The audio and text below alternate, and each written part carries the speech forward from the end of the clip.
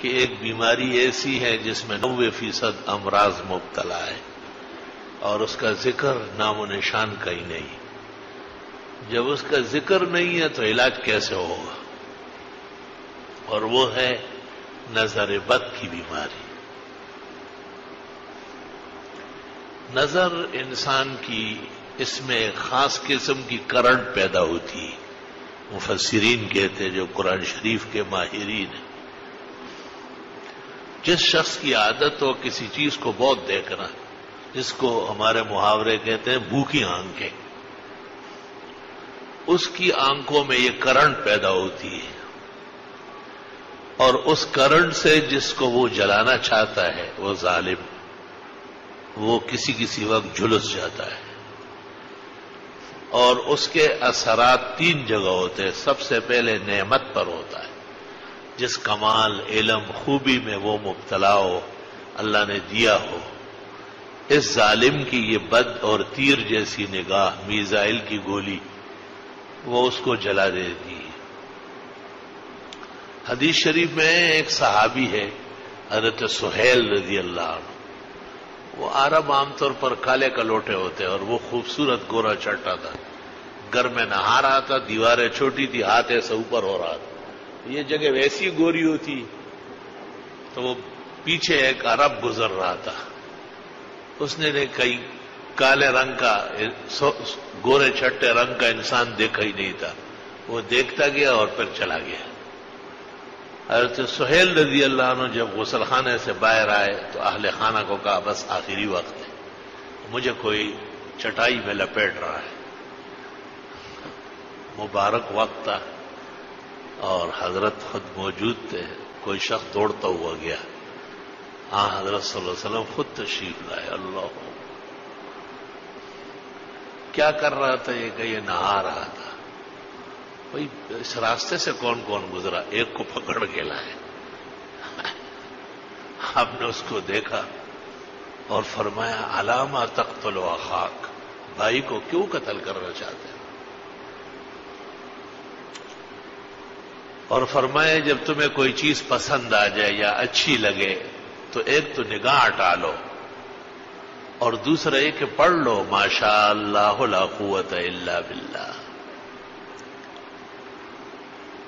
اور اس کے بعد آپ نے خاص قسم کا ٹوٹکا کیا. حضرت سہیل رضی اللہ تعالیٰ عنہ بحال ہو گئے. تو سوال یہ ہے کہ نظر لگتی تو گولی کی طرح ہے، لیکن پھر بچنا یہ قسمت میں ہوتا ہے.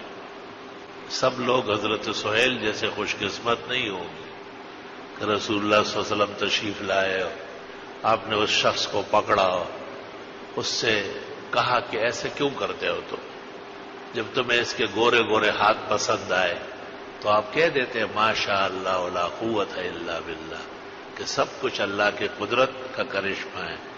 انسان نہ اپنے آپ کو بنا سکتا ہے، نہ کسی اور کو خوبصورت اور باکمال بنا سکتا ہے.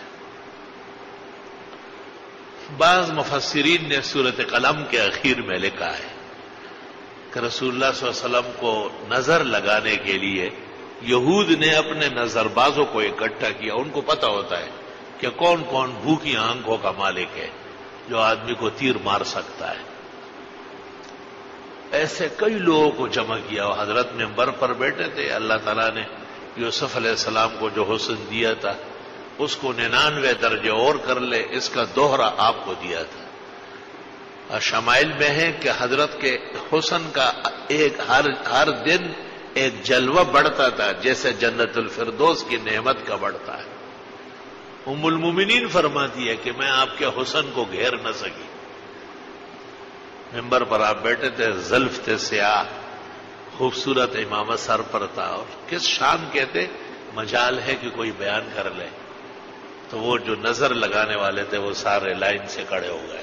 اور مسلسل نظر باز کی یہ علامت ہے، وہ نظر نہیں ہٹاتا. نظر ہٹانا یہ تو باکمال انسان کا کام ہے.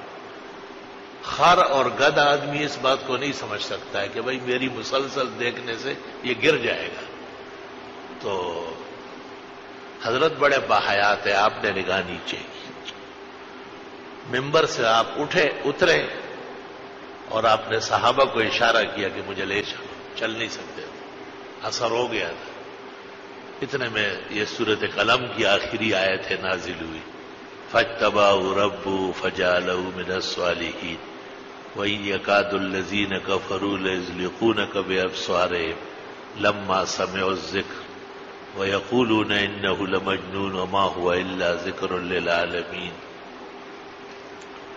ان آیتوں کو صبح و شام پڑھا جاتا ہے احتیاطاً، پہلے 3 دفعہ فاتحہ، 3 دفعہ آیت الکرسی، پھر یہ آیت 3 دفعہ، اور آخر میں 3 دفعہ درود ابراہیمی، اور پھر جس کو دم کرنا ہوتا ہے اس کو تصور کرتے ہیں کہ اللہ تیرے کسی بھی بندے کی نظر ہو، وہ مومن ہو یا کافر، عورت ہو یا مرد، ہری آنکھوں والا ہو یا کالی آنکھوں والا،